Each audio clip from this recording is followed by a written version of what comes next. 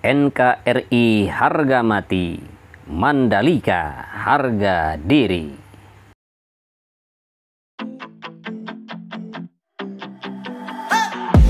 There's something that won't let me forget the way that you move. You tattooed me with your lips. Assalamualaikum warahmatullahi wabarakatuh. Jumpa lagi sahabat dengan Endri Atasiki. Seperti biasa, di video kali ini kita akan melihat lagi progres pengerjaan di Pertamina Mandalika International Street Circuit yang sebentar lagi akan digunakan untuk pramusim, yaitu tanggal 11, 12 hingga 13 Februari 2022, di mana untuk saat ini terfokus pada pengerjaan atau pembangunan grandstand dan tribun, baik itu perataan, pemadatan maupun pengecoran, dan ada yang sudah dilakukan pemasangan tiang-tiang besi atau tiang-tiang baja, bahkan sudah ada yang dipasang rangka atap, yaitu di samping kiri ujung trek lurus untuk pembuatan tribun VVIP untuk para sultan. Terima kasih sahabat sudah mengklik dan menonton video ini. Diharapkan untuk membiasakan diri menonton video dari awal sampai akhir agar tidak ketinggalan informasi dan juga tidak gagal paham. Namun jangan lupa bantu saya dengan cara yang sangat mudah sekali. Apabila sahabat suka dengan video ini, silahkan like, komen, dan tentunya subscribe karena subscribe itu gratis. Dan jangan lupa pula untuk membunyikan lonceng notifikasinya agar sahabat mendapatkan pemberitahuan ketika saya mengupload video-video terbaru. Mohon maaf apabila ada kesalahan, kekurangan, dan kekeliruan di dalam memberikan informasi seputar sirkuit Mandalika ini atau cara penyampaiannya yang mungkin kurang berkenan di hati sahabat semua. Yang kita lihat di sini di sebelah kanan race control, tepatnya di sebelah kanan gardu listrik ya. Di sini dilakukan pembuatan drainase, pemasangan box cover, dimana drainase di sirkuit Mandalika ini cukup banyak sekali. Baik sahabat, ada yang meminta untuk memberikan informasi seputar trek, seputar tikungan, dan seputar sirkuit Mandalika, karena memang ada di antara sahabat-sahabat yang baru mengetahui tentang progres pengerjaan di sirkuit MotoGP Mandalika. Baik, bagi sahabat yang memerlukan informasinya bahwa sirkuit Mandalika ini mempunyai panjang trek 4,31 km, jadi cukup panjang sekali, dilengkapi dengan 17 variasi tikungan ya. Kemudian juga mempunyai trek lurus sepanjang 700 meter. Kemudian untuk lebar main track 15 meter. Sebenarnya persyaratan untuk pembuatan sirkuit adalah 14 meter. Namun sirkuit Mandalika ini melebihi ya dari apa yang diharuskan, yaitu 15 meter. Sementara untuk lebar outer line atau inner line atau sering kita sebut dengan service road ya, baik service road bagian luar maupun bagian dalam, masing-masing mempunyai lebar 12 meter. Jadi cukup lebar sekali. Kemudian di sirkuit Mandalika ini pun dibangun 2 tunnel atau 2 terowongan sahabat ya, yaitu terowongan yang pertama yang berada di hampir di ujung trek lurus dengan panjang 65,57 meter, lebar 12 meter, dan ketinggian kurang lebih 7 meter. Sementara untuk tunnel yang kedua dibangun di antara tikungan ke-7 dan tikungannya ke-8 dengan panjang 117,77 meter, lebar dan tingginya masih sama seperti tunnel yang pertama. Baik, kita lihat dulu di depan di sini sahabat, ini adalah merupakan pembuatan atau pembangunan tribun VVIP, di mana di sini sudah mulai dipasang untuk rangka atap bajanya ya. Dan cukup cepat sekali untuk pembuatannya, dan diharapkan nanti sebelum gelaran balapan MotoGP ya akan selesai semuanya. Baik, kembali lagi ke tunnel sahabat. Tunnel yang dibangun dua tersebut adalah merupakan akses masuk atau untuk keluar masuk ke dalam sirkuit ya.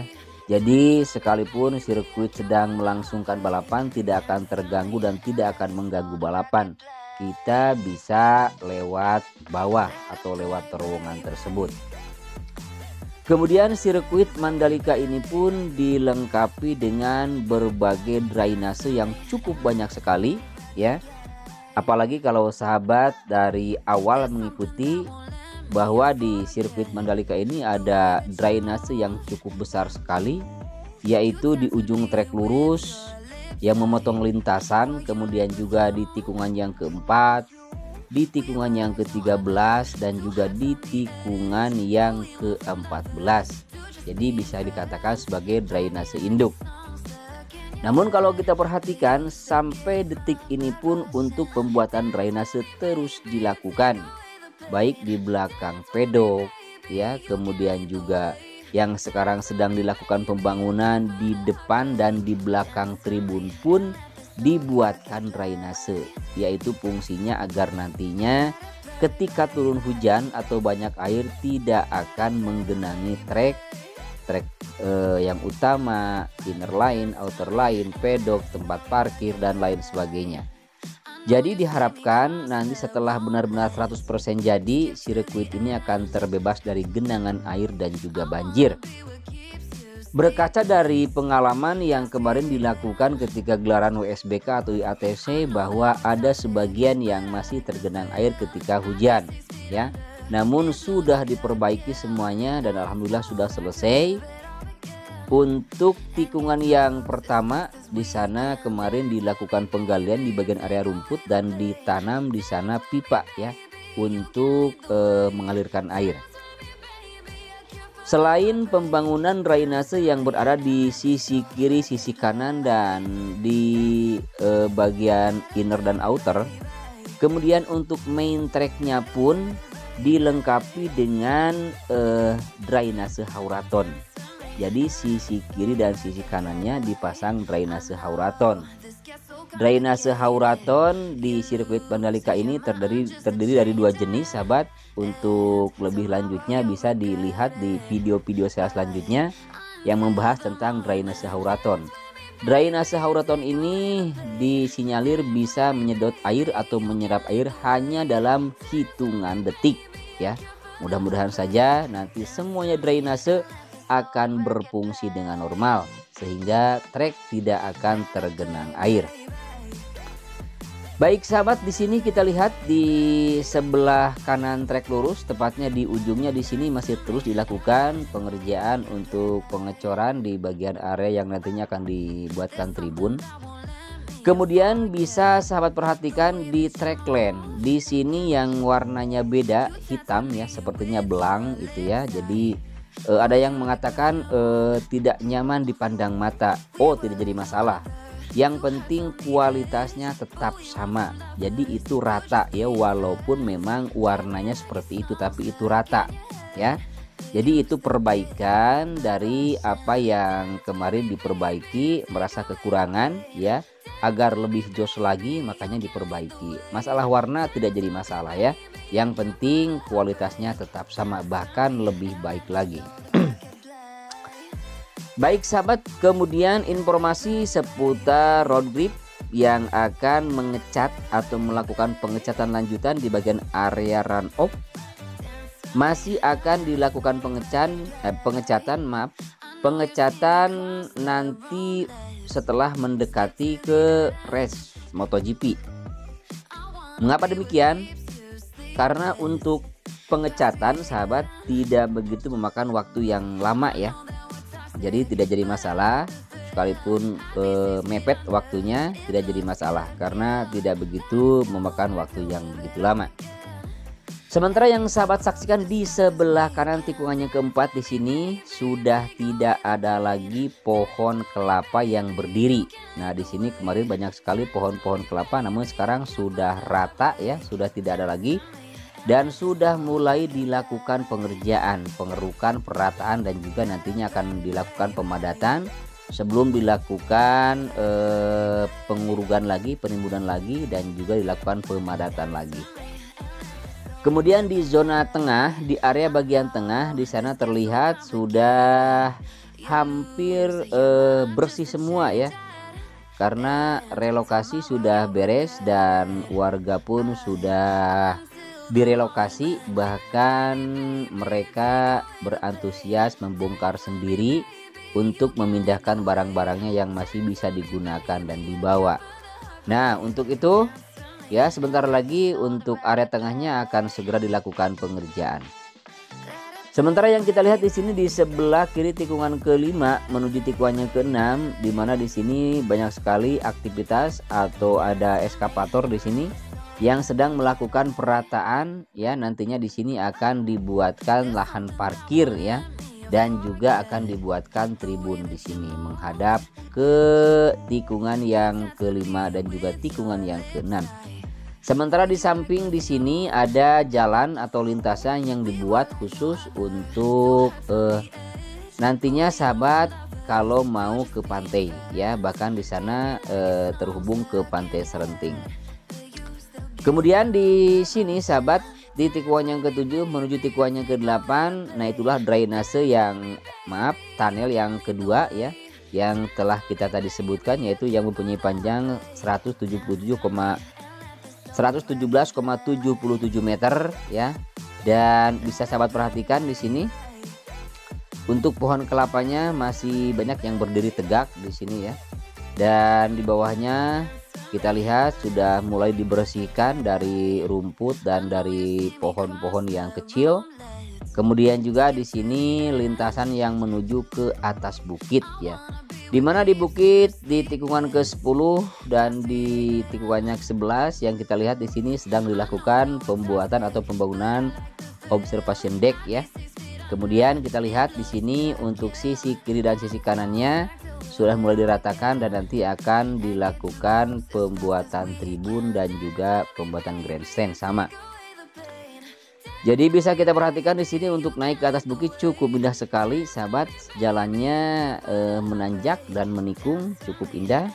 Kalau sahabat pernah ke Jawa Barat, seperti ada di puncak ya, di puncak Bogor. Nah seperti itu. Nah inilah sahabat pembangunan untuk observation deck di atas bukit ya. Sudah mulai dilakukan pengecoran setelah dilakukan penggalian untuk pondasinya, dan di sini sudah mulai dilakukan pemasangan besi. Kemudian juga ada molon di sana yang akan melakukan pengecoran. Kemudian juga di sebelah tikungan yang ke-9 di sana ada eskapator yang sedang melakukan perataan yang nantinya sama akan dilakukan pembangunan untuk observation deck ya.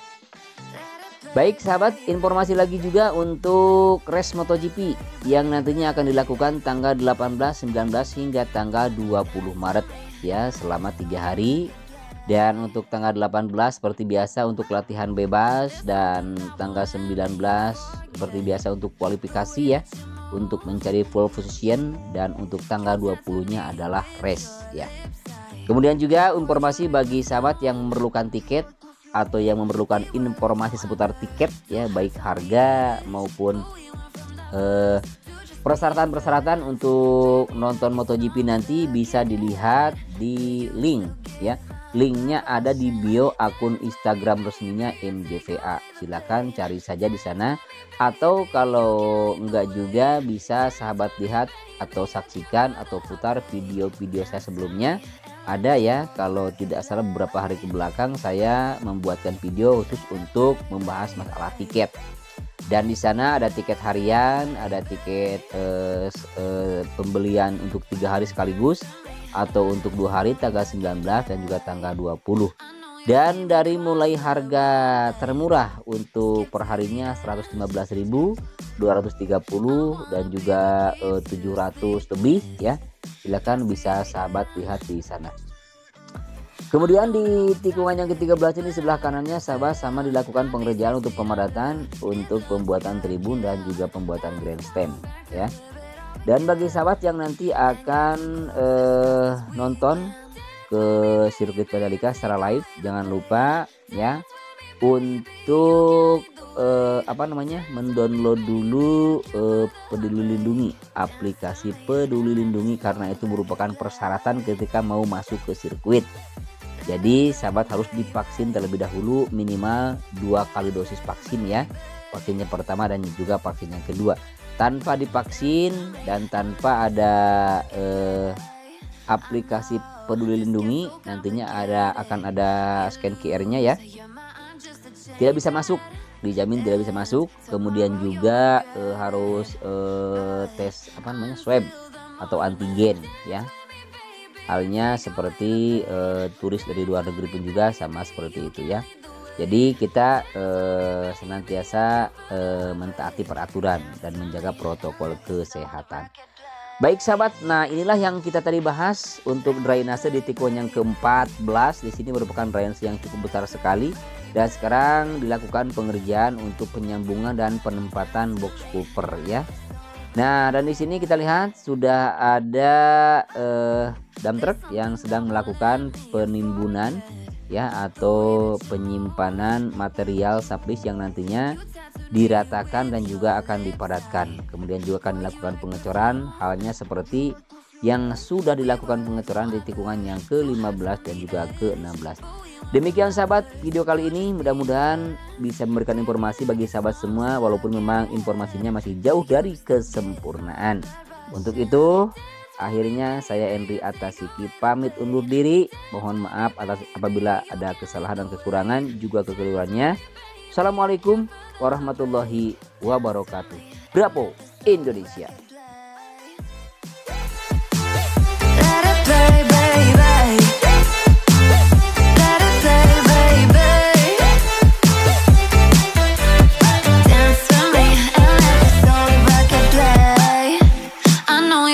Cross the room, let's skip to the end.